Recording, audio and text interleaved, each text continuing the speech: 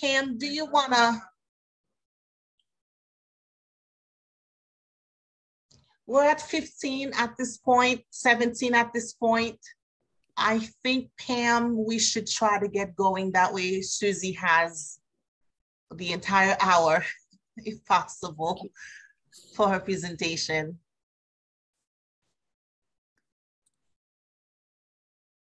Just one second. Okay, sorry about that. So thank you guys for joining today. We're super excited to meet with you guys and see everyone who has joined. Of course, my first ask is if you feel comfortable, please go ahead and turn on those cameras for us. We know that it's lunchtime and you're going to see me eat my lunch during the presentation, and that is perfectly okay. So feel empowered to turn on your camera. It helps not only the speaker and those of us on the call to interact with you better, but it does help you to pay attention and receive the information a little bit better, I found. We do have audio. Can you guys hear me? I just heard someone say they weren't getting audio. Okay. So couple announcements for today is, first of all, we will be having our board elections upcoming soon. So we do have some board positions that we will be looking to fill for the next 2-year term.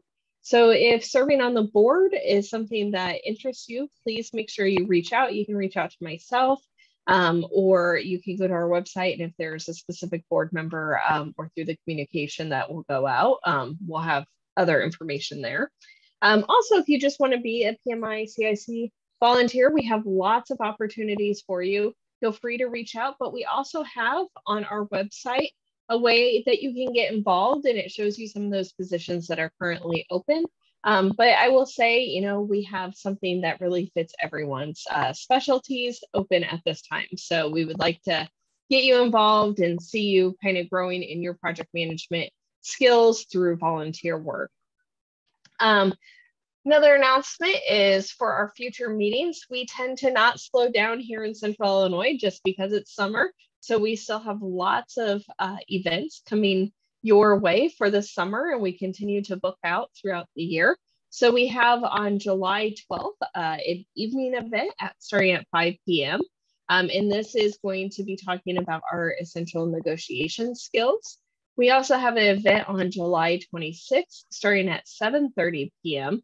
And this is influencing without authority, obtaining results through trust and respect. And then we are getting ready to open up our professional development day. Our professional development day is going to be an all virtual event. We're partnering with PMI Central Indiana and Central Iowa to provide that event for you. And that's going to be on September 15th and 16th. So hold the date, more information to come. So last but not least, I am super excited to have Suzie Garfield with us today. She's going to be walking us through how we enhance our business effectiveness through storytelling.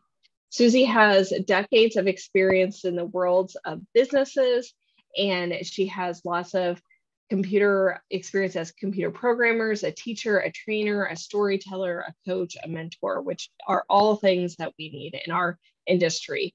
So she is really good at facing all challenging questions with an agile, a yes and approach.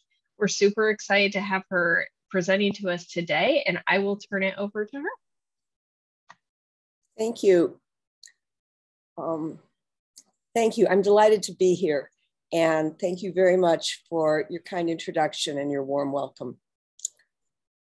My first moments in business school started when the instructor walked into the classroom, turned to face the class, and told us, business is a social process measured in economic terms. And we were off. Now, I've just told you a story about my first moments in business school. It seems like a reasonable way to begin a talk about business effectiveness and storytelling. Now, I'd like to take a look at what happened when I told you that story. You were here, you heard the story, you processed it. So tell me what happened. And of course, you'll have to unmute yourself to participate, and I invite you to do so.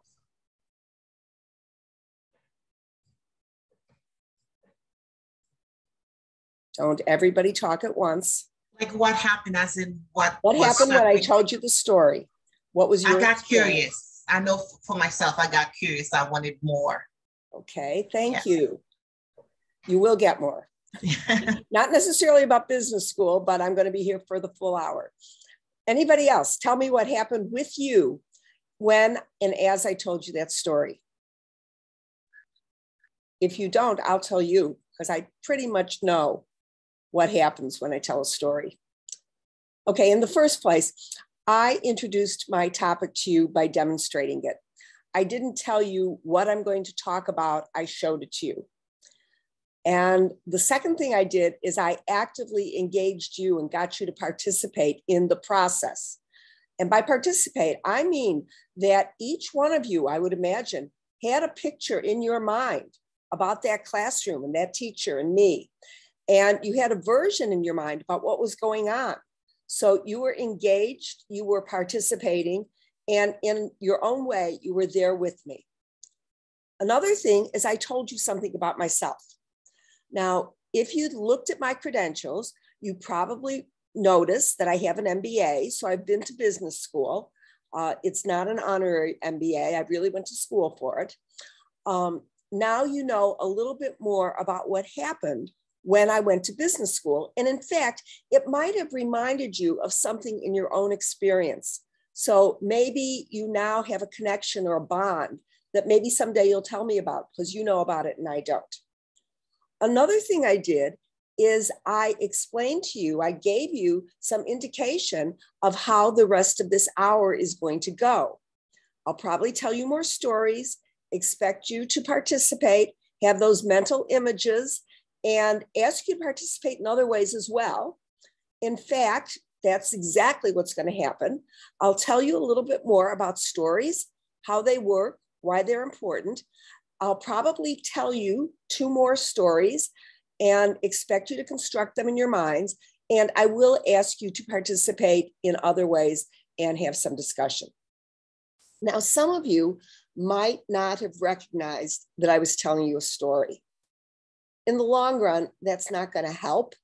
If you're going to do things and use stories for them going forward, you have to recognize when you're hearing a story. You also have to recognize when something's going on that you want to capture as a story and tell people about later. But now is not the time to be concerned about where you aren't yet, what you're not yet doing, what you don't know how to do yet. Nobody's going to walk out of an introductory discussion as a complete expert on everything having to do with stories. I don't want you to expect that. What I want you to do is to relax, enjoy the experience, get what you can out of it, and then you'll come back when you're ready to pick up some more. As a very problematic character in a very problematic story used to say all the time, tomorrow is another day. Now, so far, we've done something with story and we've talked about it a little bit. And now I want you to take the 2 experiences and compare them. I'm just going to ask you to think about them. We're not going to talk about them. I want you to think about it yourself. Compare the experience of doing something with the story versus talking about it. And you can use any kind of comparison that works for you. You might really want to figure out what goes on, although I'm not going to give you too much time to get into it in great depth. So you might want to go for a quick metric. You might want to compare how much time it takes, how many words it takes, how much effort it takes, just some basis of comparing the 2 experiences. And as you think about this for a minute, I'm hoping that at least some of you will start to recognize the power of story. Story communicates many different messages on many different levels simultaneously, and it doesn't always acknowledge or recognize what it's doing. Story isn't linear.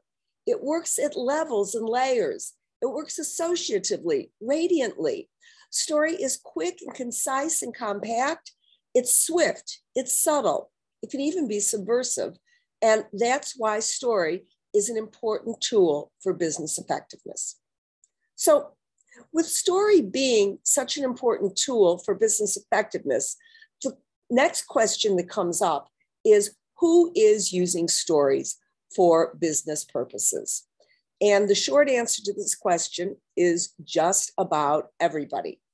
You can go online, you can look for business storytelling. You can do a Google search, you can go into LinkedIn, you can look for groups and profiles. You can get a gazillion hits when you try to find business storytelling. You'll find all kinds of trainers and teachers and coaches, consultants, writers and thinkers and presenters and organizations of all kinds using stories in business and promoting the use. You can even get yourself a copy of Business Storytelling for Dummies. And I think that means that business storytelling is a real thing. Now, it used to be that telling stories in business was edgy, it was innovative, but that's not true anymore. Now it's expected, it's even required, or at least you have to say you're using stories in business. And then the next question, if so many people are using stories in business, what are they doing with it? Well, the short answer to this question is very similar to the last short answer. The point is, people are doing everything. You see storytelling for presentations and communications. You see it for marketing and messaging. You see it for team building, and on and on and on. And it would seem that there's a great diversity of how stories are being used in business. But I'm not really so sure about that. I've looked at a lot of what people are doing, and it seems to me that a lot of what you see is the same wine in different bottles. A lot of people think you should tell stories in business settings to get specific targeted responses and behaviors from anyone you can get to listen.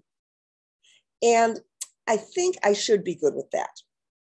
I mean, I'm talking about business effectiveness, and certainly specific targeted responses and behavior. Those are effects. But as you can tell by my qualifications here, I'm not really good with it.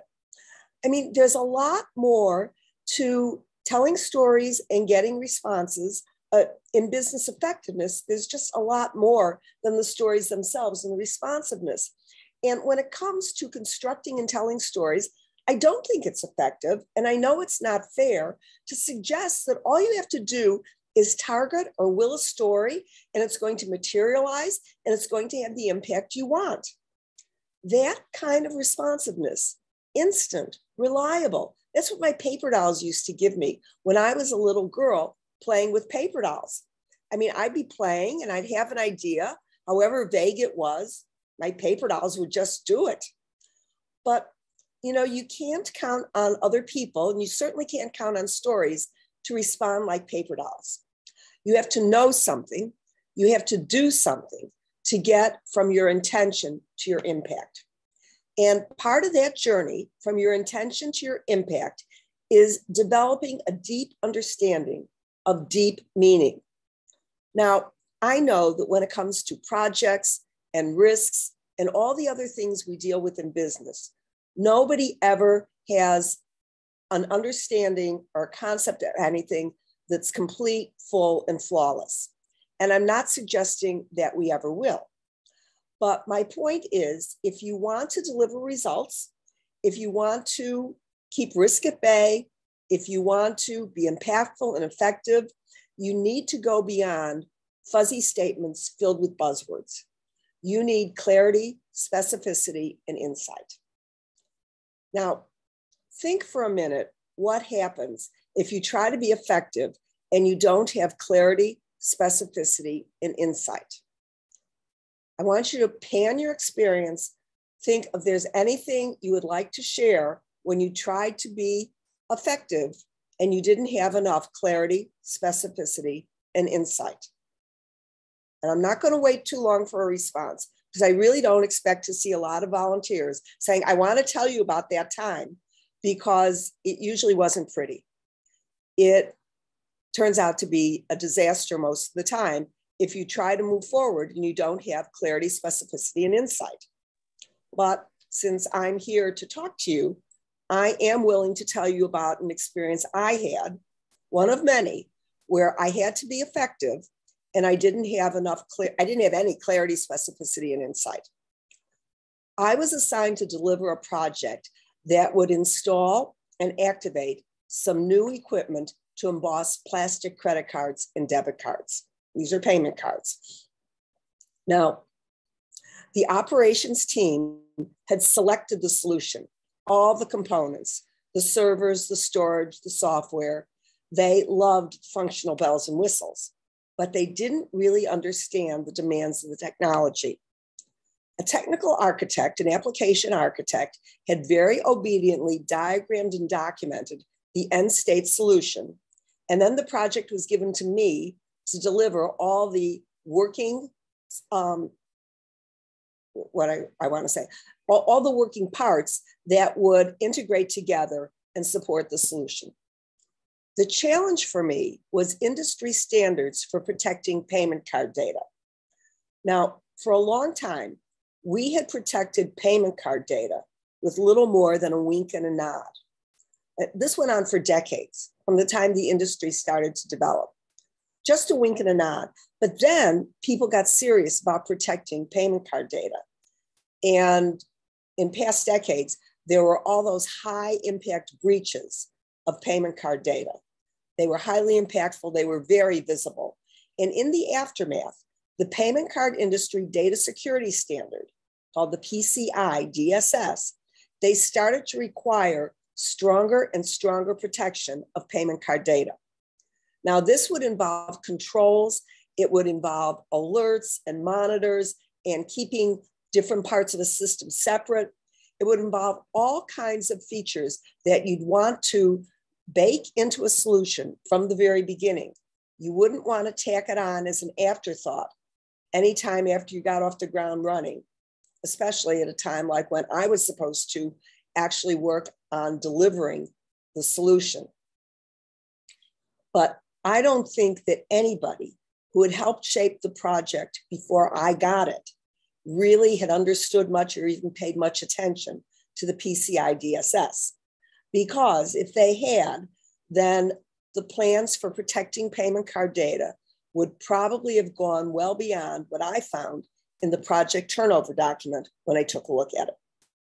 So what was it I found in the project turnover document? Just about every requirement for protecting payment card data had the same specification. The project development lead will take care of this. That's all I found. That's all there was. The project development lead will take care of this. There was no clarity. There was no insight. There was no specificity. Well, I was the project development lead, and I did what I could to learn and put things together fast. But even so, the outcome was chaos. We managed to install the equipment and activate it. We were well behind schedule. And when we finished, we didn't have in place most of the protective mechanisms that we were accountable for. We were nowhere near ready for the upcoming audit. But the best my team could do was identify what was missing, document it, and give our findings to the new security and compliance team that was going to do a project to prepare for the upcoming audit. Now, I wasn't on the security and compliance team. I wasn't on the project to prepare for the audit, and I have no idea how much that project cost. I do know that it took most of the next year, and I know that by the time they finished it, and yes, they did pass the audit. By the time they finished it, they had started to understand protecting payment card data, and they had started to treat the annual audit with the respect and the attention that it deserved. It became a big deal. Well, as I look back at lessons learned from projects like this one, I can say with certainty that it really helps to have a clear understanding of the challenges you face, the solutions you're proposing, and how and why your approach is going to help. If you dig in and figure this out, you will extend and refine your understanding of what you know and what you assume about your challenges, and the result will inevitably be an improvement over wherever you started. You'll have more precise concepts, you'll have more perceptive insights about them, and you'll have an anchored ability to respond to surprises and stay on track. And that's, of course, what project managers are about. Well, it's one thing to talk about getting this deep understanding of deep meaning and the anchored ability to respond and all this good stuff I'm talking about. It's something else entirely actually to dig in and find it. And that's what we're going to take a look at now. We're going to look for and find and understand meaning. Now, the exploration we're going to do can apply, it'll work to anything you need to understand very clearly and deeply. And in order for us to have something we can work on together, we're going to apply the exploration to a story. And you don't have to know the story walking in. I'm going to tell you the story. Now, before I tell you the story, I will raise a few questions to have in the back of your mind to think about to establish a business perspective on what we're going to do. The business perspective is critical. It reflects what we care about, the kinds of questions we're going to ask and the kinds of answers we're going to find. And notice, I'm not saying specific questions and answers, but in general, what we're interested in looking at and looking for. In fact, it turns out that the story we're going to work on isn't usually thought of as a business story. But with the business perspective applied to it, I think you'll agree with me that it becomes a story about business. So that after I tell you the story, we'll be able to look at the business relevance of the story, and we'll be able to talk about any new business insights we come up with. And when I say we, I really mean it. I find something new every time I do this, and I fully expect to find something new in our discussion today. Now, before I raise the questions, there's just a few more things I want to point out. I'm going to give you questions, starter questions, but it's okay if we don't go through them one by one, wrap them up neatly, and complete them. The discussion that they initiate and wherever it takes us is far more important than any question or any list of questions. And then analogously, going with that, if you think of something that's not in the starter questions that is triggered as you listen to the story or the discussion, write it down. And if the discussion gets anywhere near it, you'll be able to bring it up and inject it into the discussion. If we don't get there, I hope you'll get in touch with me and we can talk about it offline, because I'm always interested in what people think in response to my stories and the discussions about them. My email address is on the PowerPoint that will be distributed. I'm not talking to the PowerPoint, but there is a little PowerPoint. My email address is on that, and I'll also put it in the chat later. So you'll be welcome to get in touch with me. And Suzie, yeah. There is a question, and I think it's a great question. Okay. Do you always have to have a superhero with superpowers and storytelling? And is that always me or you and I? Did you catch the question? Yes, that is a good question. Hold on, I just blew up my chat window instead of closing it. There, I just put my email on it. Stories frequently have a superhero. They don't have to. I take a very, very expansive and inclusive idea about a story. A story is anything that involves something happening, something changing that you care about. Now, you don't have to have a superhero for that. In particular, in business, a lot of times you're going to tell your story with you as the center, as the protagonist. And not only are you not going to be a superhero, as in the story I just told you, you have challenges that you don't always triumph over. And that's a very, very important part of business storytelling. It turns out that I think about this problem a lot, and I build it into a lot of my other talks and workshops. So if whoever raised that question wants to get in touch with me, we can talk about it more extensively. And maybe we have some other programming that might be useful and might help you figure out your own response to that question. Thank you. Okay. At this point, I'm going to go back to the questions I want to raise about the story I'm going to tell you. And I'm also going to include you, I didn't normally do it, but since we had this question, I'm going to ask that you think about superheroes with respect to the story I tell you, and see if you can identify a superhero in this story. And the story I tell you actually comes from many, many different traditions in the world. It's universally recognized as a story. And this, I think, will help you identify whether you need to have a superhero in a story. But the usual questions I'm going to raise today are the ones I usually do. First of all, can you map anything in the story to what would be recognized as a conventional business context? Second of all, what do you think of the characters in the story as businessmen? And third, what business are they in anyway? We'll talk about these and other questions after I tell you the story, and here it is. There once were 3 young men who cared for nobody but themselves and who cared for nothing except their own comfort and pleasure and amusement. They passed their days and their nights in idleness and indulgence. They made their way through the world by means of trickery and crime. Honest people and lawful authorities were no match for the 3 young men. The 3 young men always had their way. And at best, helpless victims might have a few final and fully futile last words as the rogues would run off.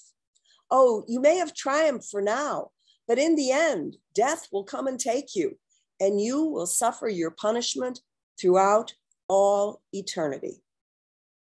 Well, at first, the young men had very little use for admonishments like this, but after a while, they got tired of them, then bored, and finally impatient. Who is this fellow Death who can bring us to punishment? And then, is it so certain that death can triumph over us? And finally, let us strike first. Let us find death and destroy him. And so the young men agreed that they would set out, they would find death, and they'd destroy it. They agreed to set out at once, and they wouldn't return home. They wouldn't even rest until they had vanquished death. They pledged to face death together. They would remain honest and true and faithful companions, each to the other. They would be as brothers to one another, and they'd stick together fastly until they found and conquered death. And then they set out on their way. Well, the young men hadn't gone very far when they saw somebody way out in the distance walking toward them. They got a little closer and they began to see how very, very aged the stranger was. He was gaunt, he was gray-haired, he was frail and feeble. He leaned on a cane, a walking stick, as he hobbled along, and closer and closer and closer they drew until finally their paths crossed. And as their paths crossed, the stranger smiled, a slow, thin, mysterious smile, and he nodded at the young men, as if in greeting, as if in welcome. And in response, the young men taunted and mocked and heckled the old stranger. Hey, old man, what are you doing out here? It's dangerous. You don't belong here. What are you doing out here? Why? I am here, and I am as you see me, because no one will relieve me of my age. No one wants me or my years. Why, even death won't take me. The last time I saw death, he would come nowhere near me. Well, the young man had been mocking the old stranger with such wholehearted relish and gusto, they'd completely forgotten why they were on the road in the first place. But the stranger's words reminded them, and they turned their thoughts once again to death. Death? You've seen death? Why, we're out here looking for death. We're going to find death and destroy him. Do you know where we can find death? Do I know where you'll find death? No. But I think you can continue down the path you're following. Just keep going. Soon you'll come to a fork in the road. Now, to the right, there'll be signs pointing to a pleasant little town not far off. But to find death, go to the left. And you must find the oak tree, the old, bent, twisted, gnarled oak tree that's dropped its leaves. And when you find the oak tree, you can end your journey, because where you find the oak tree, that's where you'll find death. And the stranger continued on his way, and now full of renewed commitment and resolve, and now heeding every word that the stranger had said, the young men continued on their way. And they did as the old men said. They continued down the path. And it was as the old man said. They came to that fork in the road, and to the right, the signs pointed to a pleasant little town, not far off. And the young men went to the left, and they looked for the oak tree. And they found the old, bent, twisted, gnarled oak tree that had dropped its leaves. And when they found the oak tree, they went up to it, and they looked all over it, and they looked all around it, and they looked for death. But here is where the stranger's words no longer guided them, because no matter how hard they looked, no matter how hard they searched, the young men didn't find death. All they found was a sack. It was a big sack, and it seemed like it was full. So they opened it and they looked inside, and they found out, oh yes, it was full. It was full of bright, shiny, gleaming golden coins, hundreds, thousands, maybe millions of them. This was more money than the young men had ever seen, and it was more money than the young men had ever imagined.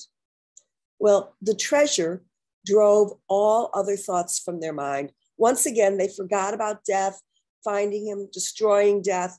All they could think about was the treasure, taking it and having it and spending and doing and enjoying whatever they wanted. But they knew they couldn't take the treasure on the path they were following with them. No, they couldn't take it at all. In fact, they realized we can't take this treasure with us. If people see us, they'll think we stole it. They'll accuse us. They'll have us arrested, put in jail. Or maybe somebody will steal the treasure from us. Or maybe somebody would kill us for the treasure. Well, this thought was very grim, and it stopped the young men cold until the cleverest of them spoke. Darkness, night. It's true, we can't take the treasure with us down the path during the daylight when there are people around to see us. But after dark, there's nobody out. And anybody who would be out couldn't see us anyway. So after dark, we can take the treasure with us. We can go and do whatever we will. And so the young men agreed that they would stay at the oak tree. They would guard the treasure until nightfall. And then when it was dark, they would take the treasure and continue on their journey.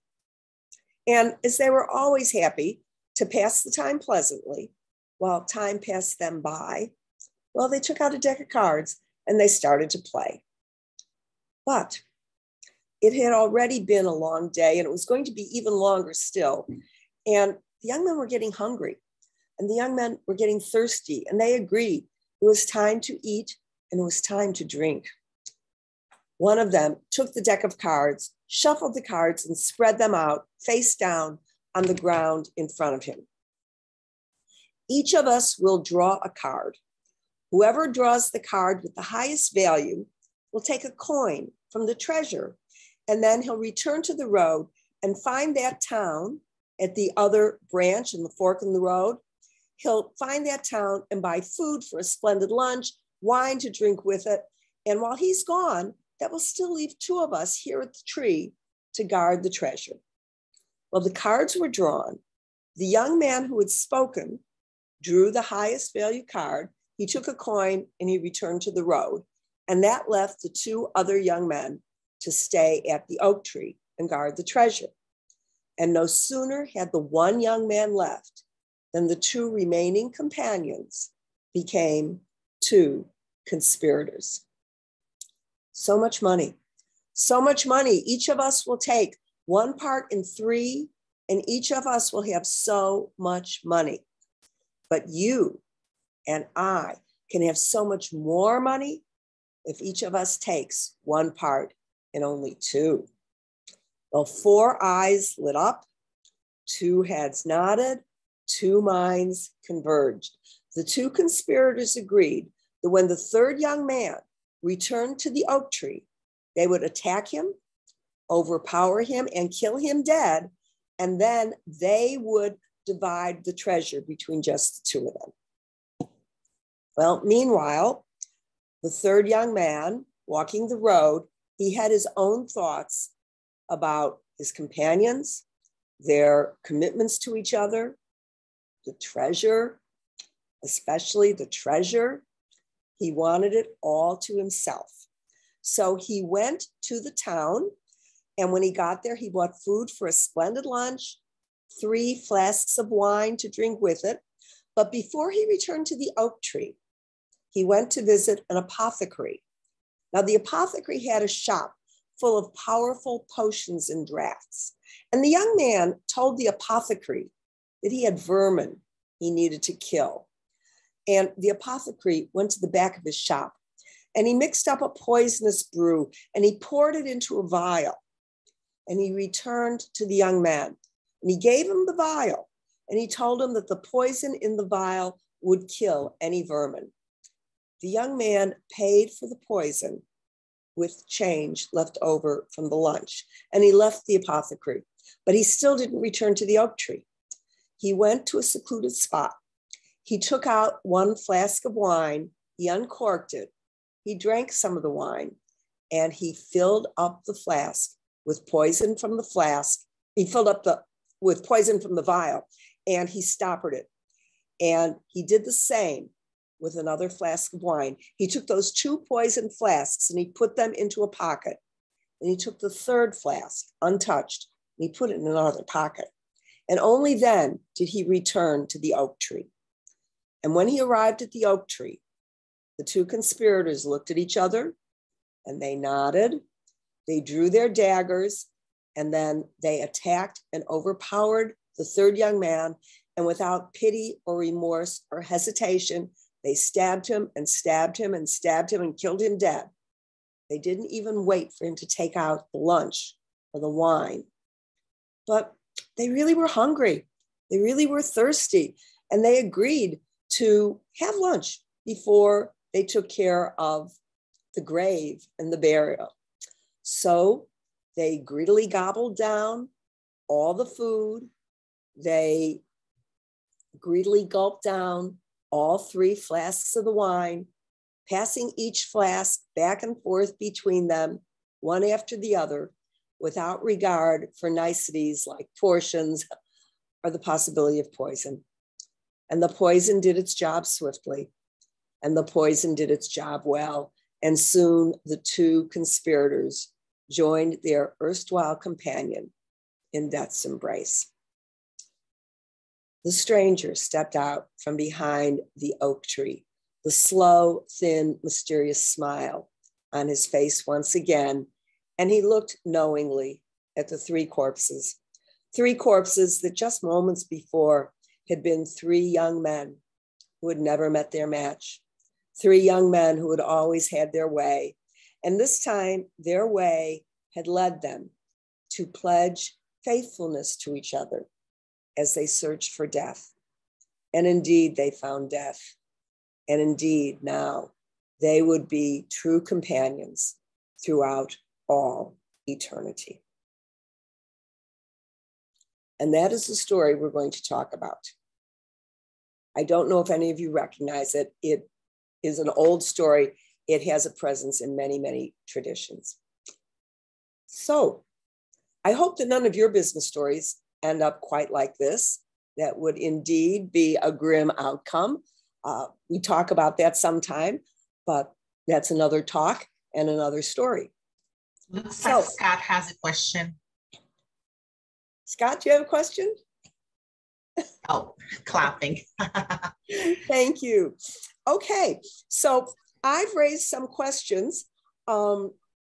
We can start with any of them, including a search for a superhero among the characters in the story, or we can start any place you want. And I invite you at this point to start unmuting yourself so we can talk about whatever you want to talk about with respect to this story. Oh, and by the way, Pam and Florence, I'll need about 5 minutes to wrap things up after our discussion. So if the discussion doesn't come to its own natural conclusion on time, give us a signal and we'll just stop it. You can always get in touch with me. We'll talk about it some more and I'll wrap things up because I do have a few concluding remarks. Okay. So who would like to start? If nothing else, start to look for correspondences between what happens in the story and what you find in business. But if you want to go someplace else, that's fine. Well, this is Leslie Pedrozelli. I was going to say that the superhero was actually the old man because he actually taught them a lesson and he knew what the outcome was going to be. So they used their youth to think that they were invincible, but he was wiser and had more experience and knew what the outcome would be if he baited them into, that situation. Thank you.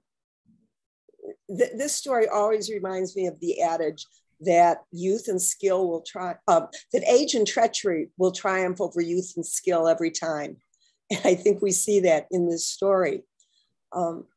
So you say that the old man knew what the outcome was going to be, and that makes him the superhero. Does that make him the lead character in the story? Who is the lead character in the story? And what's it really about? I think he is the lead character because, he's actually holds the wisdom and he controlled the situation. So I see him as the lead character because the other three were so full of themselves and foolish that he actually, had they made other decisions and stuck together in their quest, they would have had different outcomes. So I actually see him as the lead character. So let me ask you this question. You say he had the wisdom, he had the knowledge, he had the control. Does this make him the manager? If we try to map it into a business situation? Yes, they let him be the manager. He became their leader. He let them, by default, they let him lead them because of their quest and their inexperience. He was able to lead them easily and trick them. Leslie, this is a fascinating conversation, but I do hope that other people will join us and contribute some other voices. Florence, please. As you got into the storytelling, because that's one of the things I would love to get good at eventually someday. So I was trying to pick up on things that you did as you went through your story. And I don't know if I can just kind of call out some of the things that I wrote down as you were talking and going through. Mm-hmm. I felt like you were methodical, you were vivid, descriptive, step by step. You were very deliberate, like no filler, no fluffs. Like I could animated, like your voice matched different points in the story. You use a lot of adverbs, adjectives, a lot of action words and things like that, that kind of drew, like I could see myself in the story as you were telling it. Like I could see myself getting to the fork, like you kind of took me there as you were speaking. And then you had a lot of control. And so as you were talking, I was just trying to see what you were doing as you were telling the story, to see if I can kind of pick up on some things. And that's where I went with this exercise. Well, thank you. Your words are very kind. I'm going to have to get in touch with you and get you to write this down and put it on all my listening materials. And I will say that I do this a lot, and I have certainly practiced this delivery. Yes. And I want to assure you and anybody else who aspires at all that whatever I'm able to do in telling a story and whatever impact I get from it is something that everybody can learn. I started engaging in the storytelling community long time ago because I knew that people of my background tell stories a lot and I wanted to get better at it. And I was just going to listen and see what I could learn. And of course, people didn't let me listen and I wasn't terribly interested in just listening anyway. So I talked a lot. But my point is that it is possible for anybody to become a very engaging storyteller, partly because other people care and they want to hear. And that's part of what I'm going to talk about in my conclusion as well. So it's very possible there's a lot of paths you can take. And in fact, this will resonate with the story. It's kind of an analog. There's a lot of paths you can take to develop your own storytelling powers. I just wanted to, as long as you went in that direction, I wanted to respond to that. But I would like to get back to the idea of what's an image or an analog of business realities and practices that you might see in this story. So with that question, let me try to redirect us and get back to it. And any other, we can go back to the idea of the old man as a manager, which is a new idea for me, but I love to think about it that way. How many of you relate to your managers as those three young men related to this particular figure who may be managing them? And I think there's a lot of argument to be made that yes, he is calling shots, he's directing it. So is there anything there that interests you or that you'd like to talk about? Once again, I'd encourage as many people as possible to engage with this and contribute to the conversation. I think the two guys who kind of became conspirators, they are the examples of teams or team members who kind of get together to kind of create havoc on teams when, you know, they just kind of undermine the leader, like the team building challenges that I've experienced. Like I kind of went there too. Yes, you know. Is this typical of work teams? Yeah. I mean, here you've got three young men who decide they're going to go on an exercise, they're going to go on a project, if you will, together, and they sort of form a team. So what do you think of them as a work team? And this gets to the question of what do you think of them as businessmen? I thought they were dysfunctional. Dysfunction. They were goal-oriented. They had an objective, but I think how they went about it, there was a lack of transparency, a lot of me in there. I think you're hitting on a lot of things we see among those three young men. Yeah. They pledge to be loyal and faithful and true, and they're aligned. They're not going to rest. They're not going to return home. They talk a great talk. And what happens when they literally start walking? They don't walk that walk at all. Suzie, Paula Drum has a comment. Old man sounds more like a business consultant than a manager. Okay, Paula, would you be good enough to elaborate on that in real time a little bit? That's very funny because we're consultants, but that's okay. Hi. So he took what they said was their goal and pointed them in the right direction. But they heard what they wanted to hear, and he didn't explain all of the consequences to them. And so, you know, he did exactly what they asked. He pointed them in the direction of death. And where they took it from there was their problem, basically. Do you think, and I'm going to ask for a little speculation here, do you think that the old stranger, the old man, knew what was going to happen and kind of was pulling strings like a puppeteer? Or was he just upfront and transparent and said, this is all I know? What do you think about him a little bit more? I think he suspected that would happen, that something like that would happen. but he didn't think it was his place, or he didn't think they would listen to him if he tried to warn them about that? Well, he certainly didn't have much reason to think they respected him much, did he? No. And any other comments along these lines? I think the three young men, they had a goal, but they didn't think about the implications of that goal and what they would do with death when they found him or it.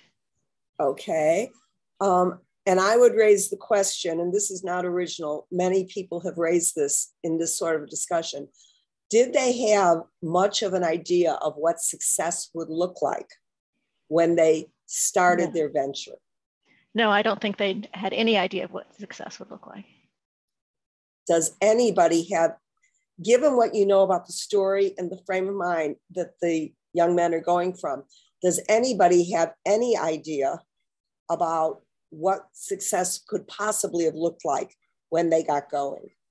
Or if you don't, what are the obstacles that prevent you even from coming up with an answer to that question? Because I think this speaks a lot to the mindset that's motivating the young men as they start.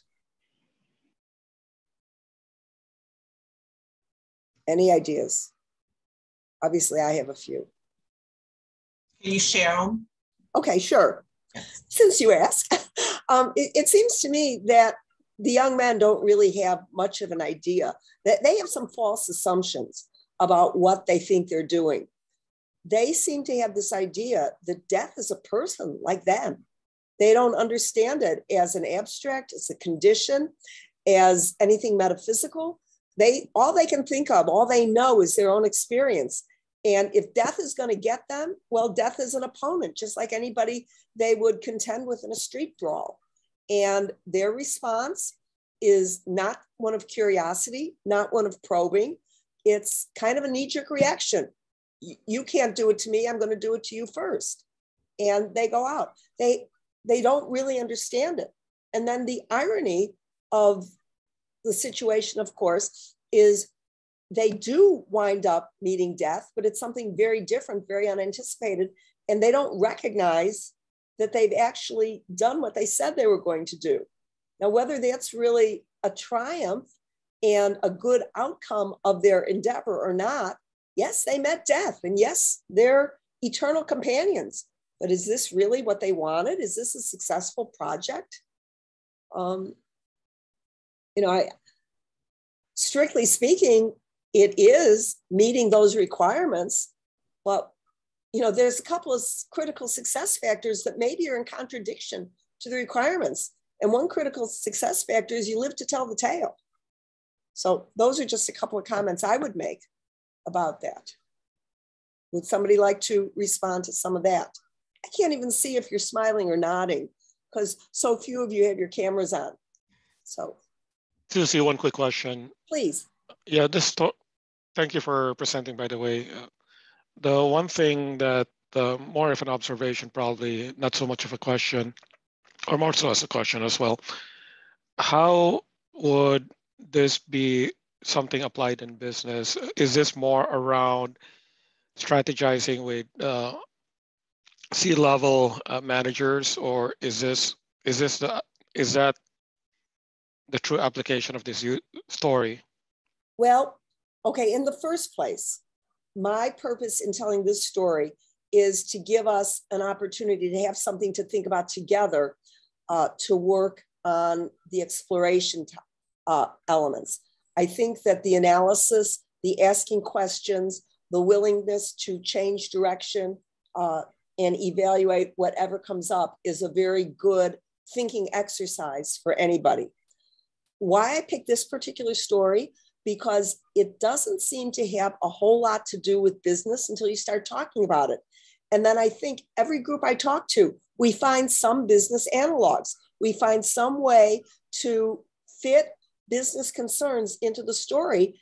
And what that does is it brings us to the things we're really concerned about, that we're thinking about, that we find. Yes, Pam, go ahead. 5 minutes. Okay. So let me finish this thought and then I'll wrap up. So I think that this particular story is a very useful prompt to explore your own mind in your own voice, whether you're preparing to present to C-levels, whether you're a manager, whether you're an agile team member, and you want to talk about, maybe there is somebody on the team I don't really trust to pick up a task, and I'm going to make sure I get it so it gets done right. I think these are all prompts to examine what you're about and help you be more effective. Now, those are just some early thoughts. I'd invite you to respond to them, and then we'll go on and conclude. No, thank you. This is helpful. Thank you. Thank you. Thank you very much for the question. I will conclude in a moment. Does anybody else want to bring up some more thoughts at this time? Well, I invite you to get in touch with me. I invite you to continue thinking about this and to talk to each other about whatever it is that this stimulates within your thinking, because that's all you've got is what's in your own mind and your own presence and your own intelligence. And whatever we do to activate that and engage it is only going to help you be more effective. So we've been looking closely at how a story can convey meaning and how you can go into a story and find that meaning and understand it. But certainly probing for meaning is not the only thing that stories help with in a business context. And they're not the only aspect of storytelling that you'll ultimately want to engage with. You might want to look at the other side of the canvas, how you can create stories that will communicate and make available the meaning and intent that you put into them that you need people to find. You also need to think about how to deliver stories, not so they get specific responses and behaviors from your listeners, but to turn the stories loose to reach people and to work the magic and to elicit whatever thoughts and responses you have that you want to connect with. But as I said earlier, we're not going to go over everything having to do with stories now. This is just 1 hour. And even people like me who use stories, tell them, work with them, think about them all the time. There's a lot I don't know yet and a lot of places to go.